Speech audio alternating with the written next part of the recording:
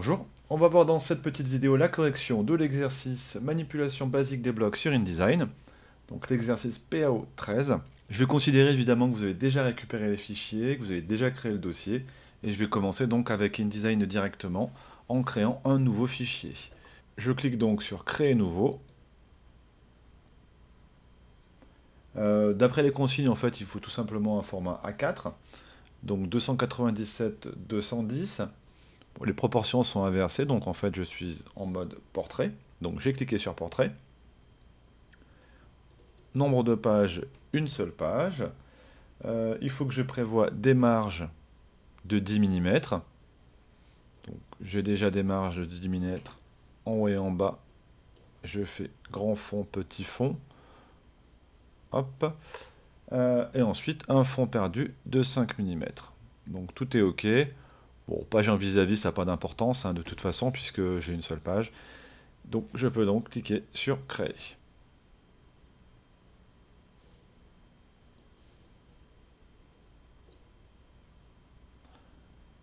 Bien, ma page est prête, donc je vais commencer par disposer mes trois premiers blocs. Donc, les chèvres, le cygne et le bouc. Je prends donc un bloc image. Je clique directement dans la fenêtre, ça me permet de saisir les valeurs que je souhaite. Donc, je souhaite un bloc de 50 par 60.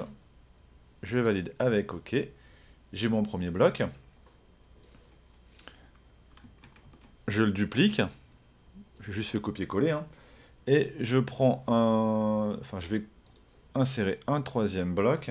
Donc cette fois-ci, ce troisième bloc va faire 100 mm par 60. Et OK.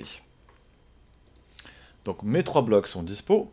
Je vais maintenant importer mes images à l'intérieur. Donc je sélectionne mon bloc, je fais CTRL D pour importer mon image. Hop. Je mets ma chèvre, enfin mes chèvres. Voilà. Je vais faire CTRL D sur le deuxième. Alors évidemment, si vous êtes sur Mac, hein, ce ne sera pas CTRL D, ce sera commande D. Je cherche mon cygne. Et je fais la même chose pour le bouquetin. OK. Mes trois images sont en place. Je vais peut-être commencer par positionner mes trois blocs. Donc je sélectionne les trois blocs. Ce que je vais faire, je vais me caler en haut sur le premier. Et puis je vais utiliser les options d'alignement. Je pourrais le faire à la main, mais on va le faire avec ces options-là. Donc je vais me faire aligner sur les marges. Et je fais alignement vertical. Du coup, le bouquetin, il remonte. Et ensuite, je fais répartition des centres. Voilà, donc là, mes trois images sont en place. Non, mes trois images ne sont pas en place. Il faut que je fasse répartition ici. Alors, pourquoi il faut que je fasse ça comme répartition? Parce qu'en fait, le positionnement de mes objets se fait par rapport au coin en haut à gauche. Vous voyez, le point de référence est celui-ci, et c'est pas le centre. Donc du coup, l'alignement, j'ai donc choisi celui-là. Bien alors, j'ai mes blocs qui sont en place, qui sont dimensionnés. Je vais maintenant gérer le contenu de mes blocs. Donc je prends la flèche de sélection directe, le deuxième outil. Je maintiens la touche majuscule enfoncée quand je vais faire mon dimensionnement pour éviter de déformer mon image. Voilà. Tac. Je dimensionne. Et je recadre pour avoir ce que je veux à peu près dans le cadre. Voilà. Je fais pareil avec mon cygne. Toujours majuscule enfoncée. Et je fais pareil avec le bouquetin. Toujours, encore une fois, on n'oublie pas d'enfoncer la touche majuscule. Bon, c'est approximatif, hein, je ne cherche pas à être pile poil comme dans l'exercice. Ensuite, la question suivante consiste à mettre la photo du lion. Alors la photo du lion, le problème c'est que j'ai pas les dimensions. Donc les dimensions de mon lion doivent être déterminées finalement par les dimensions des éléments que j'ai déjà positionnés.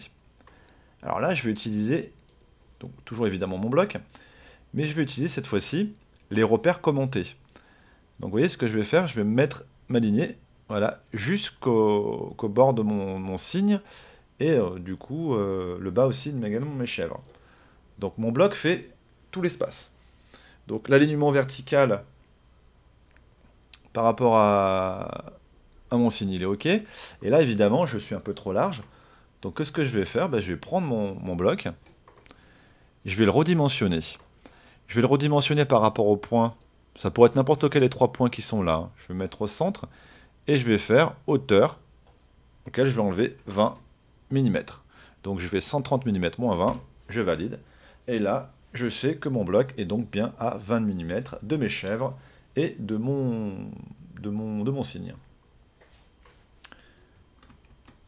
J'importe mon lion à l'intérieur.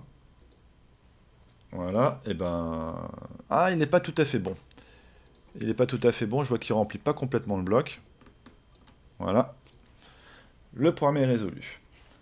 Il faut ensuite que je positionne mon tigre. Alors, mon tigre, cette fois-ci, il est dans une image circulaire, donc je vais prendre l'outil ellipse.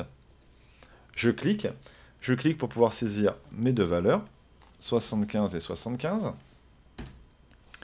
Et là, on va avoir la même méthode hein, pour le positionnement. Je me mets dans le coin en bas à droite, et je vais positionner avec les transformations ici. Donc, je vais choisir l'axe X. J'enlève, c'est combien? C'est moins 30. Et l'axe Y, c'est moins 20. Voilà. Mon tigre est en place. En tout cas, je vais pouvoir intégrer mon tigre à l'intérieur. Voilà, tac, et ouvrir. Il ne me reste plus qu'à redimensionner l'image. Donc, toujours, hein, j'insiste, hein, vous pensez bien à maintenir la touche majuscule enfoncée quand vous redimensionnez les images à l'intérieur, voilà, pour ne pas déformer les images. Donc super. Qu'est-ce qu'il me reste à faire? Il me reste tout simplement à faire un triangle, cette fois-ci avec ma petite biche. Donc je vais prendre l'outil polygone. Alors pardon, il est là. Bloc polygonal. Comme d'habitude, je clique. Je choisis le nombre de côtés, c'est-à-dire 3. Les dimensions de mon polygone, 75 par 75. Je fais OK. Je vais positionner mon bloc en utilisant les repères commentés. Donc là, je dois être calé, si je vois, au milieu par rapport à la marge. Donc je me colle sur la marge en haut. Pardon, pas la marge. Je me colle sur le bord du document en haut. Et je me colle sur le centre, hein, je vais être bien placé. Voilà, je suis en place. Donc j'importe mon image à l'intérieur. Je vais redimensionner mon image à l'intérieur. Voilà. Donc je fais en sorte que ça occupe bien tout le triangle. Bon, bah, c'est pas génial hein, ce que j'ai fait, on voit pas vraiment ma biche, mais c'est pas grave. Alors le truc c'est que ma biche maintenant elle est par-dessus mon signe et mes chèvres. Alors comment je vais faire pour placer mon bloc derrière? Eh ben, je vais jouer avec la disposition des blocs. Donc je vais faire clic droit, disposition, et là vous voyez que je peux reculer d'un cran. Donc je vais tout simplement aller même directement en arrière-plan, ce sera encore plus simple. Donc arrière-plan, du coup ma biche elle passe derrière mes chèvres et mon signe.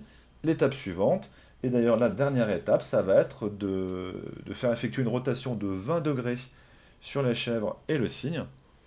Donc je prends mes chèvres, je vais voir ici pour saisir mes 20 degrés, alors attention, il faut bien que je fasse attention à quel est le point de rotation de mes chèvres.